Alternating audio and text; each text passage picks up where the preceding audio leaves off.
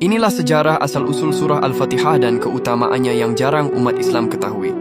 Pernahkah kalian merenungi makna di balik surah yang setiap hari kita baca dalam solat? Surah Al-Fatihah bukan hanya sekadar bacaan wajib. Di baliknya ternyata tersimpan sejarah luar biasa, keajaiban yang menakjubkan, dan keutamaan yang tak terhingga.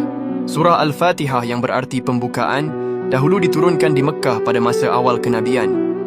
Menurut sebuah riwayat, malaikat Jibril dan malaikat lainnya turun dari pintu langit yang baru pertama kali dibuka hanya untuk membawa dua cahaya istimewa kepada Nabi Muhammad, yaitu surah Al-Fatihah dan beberapa ayat terakhir surah Al-Baqarah.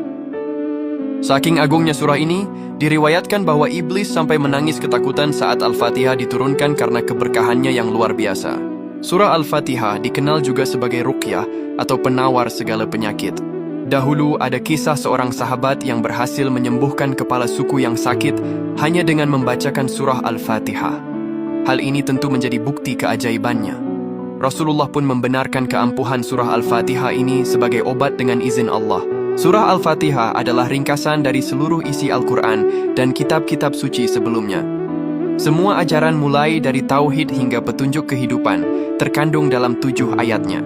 Di dalam solat, setiap kali kita membaca Al-Fatihah, kita sebenarnya sedang berdialog langsung dengan Allah. Di setiap ayat yang kita ucapkan, Allah memberikan respons yang menunjukkan betapa dekatnya hubungan antara hamba dan Sang Pencipta. Surah Al-Fatihah adalah doa yang sempurna. Di dalamnya kita memuji Allah, mengakui kebesarannya, memohon pertolongan, dan meminta petunjuk ke jalan yang lurus. Setiap keinginan dan kebutuhan hidup manusia tercakup dalam 7 ayat ini. Banyak ulama mengajarkan amalan membaca Al-Fatihah untuk melapangkan rezeki dan mengabulkan hajat.